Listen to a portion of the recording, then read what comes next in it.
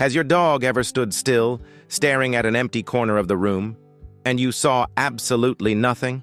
Before you assume it's something supernatural, you need to understand what's happening inside their brain at that exact moment, because what they're perceiving is real.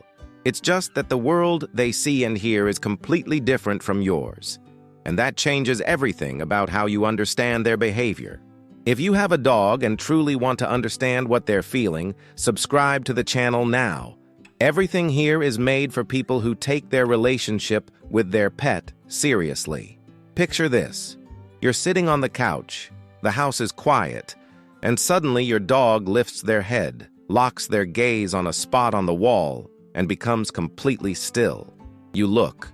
There's nothing, but they stay there, tense, focused, as if they're seeing something you could never see.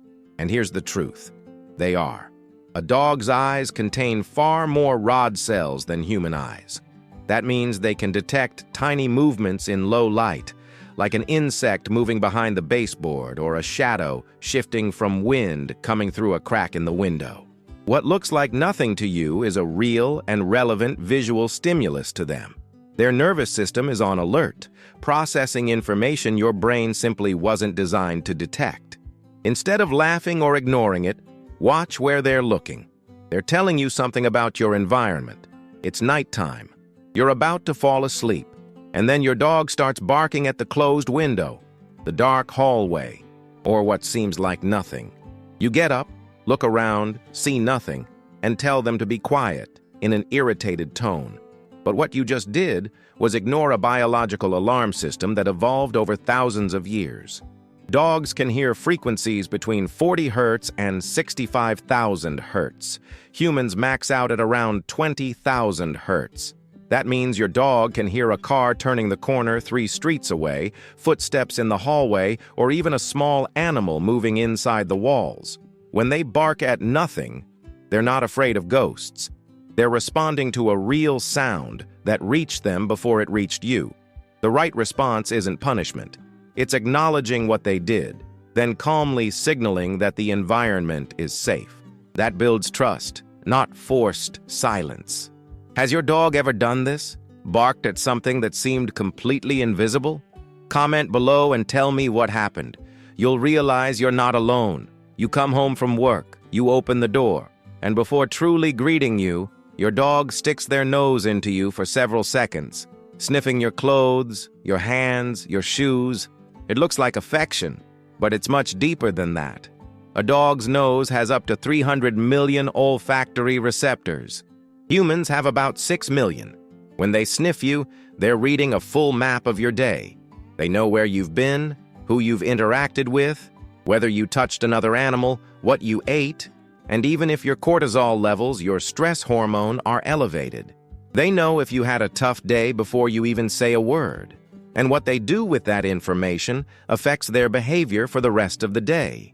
If you push them away before they finish reading you, they stay in a state of alert without understanding why. Let them sniff. That's how they truly greet you. You check the weather app and see that it's going to rain in 2 hours. But your dog already knew that 40 minutes ago. They're restless, pacing around, hiding under the bed, or sticking close to you for no clear reason. There's nothing mysterious about it.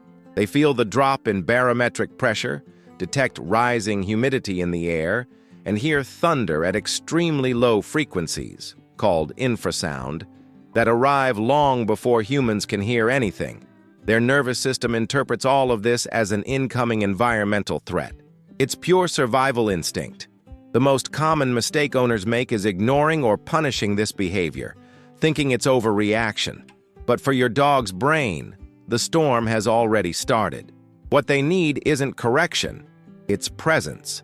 A calm tone of voice, gentle physical contact, and a predictable routine are the only natural calming tools that actually work in that moment. And speaking of behaviors that seem strange but have a deeper explanation, I made an entire video about the signals your dog uses to show they're anxious. You're probably ignoring some of them without realizing it. The link will be on the screen. You take your dog for a walk, and suddenly they stop, freeze, refuse to move forward. You pull the leash, they resist. You see a person on the sidewalk and don't understand the problem. But your dog has already processed something you haven't consciously noticed yet. Dogs read body language with incredible precision. They observe posture, body angle, breathing rhythm, and eye direction in fractions of a second. If anything signals unpredictability or tension, their nervous system switches into evaluation mode. They're not being stubborn, they're being cautious. And when you pull the leash or speak impatiently, you override the oldest safety instinct they have. The right move is to stop with them, respect their timing, and only move forward when their body relaxes. That teaches them you're a reliable partner, not a force that ignores what they feel. There's a moment almost every dog owner has experienced. You're quiet, maybe sad, maybe just tired. And your dog comes over, lies next to you, and looks into your eyes for several seconds without doing anything. No barking, no asking for attention, just looking. Research in canine neuroscience shows that this eye contact releases oxytocin in both dog and owner, the same hormone released between mother and child. But what most people don't know is that dogs only do this with someone they feel safe with. An anxious or traumatized dog avoids eye contact. A confident, emotionally stable dog looks at you because they've learned through every interaction that you are a safe place. That look isn't random. It's the result of everything you've built together. And if your dog doesn't do this yet, the question isn't what's wrong with them. The question is what can still be built between you. Your dog doesn't live in the same sensory world as you. They see more in the dark, hear beyond walls, read your scent like a complete story, and feel the storm before it arrives. But even with all these extraordinary senses, what they want most is simple. To know you're present, that you're paying attention, and that when they signal something, you won't ignore it. Understanding your dog isn't about commands or training. It's about realizing there's a complete being beside you, trying to communicate with you all the time. The real question is, have you been paying attention? If this video made you see your dog differently, comment their name below. I want to know who's sitting next to you right now while you're watching this. And if you're not subscribed yet, this is the moment. There's a lot more content like this coming. You won't want to miss the next video.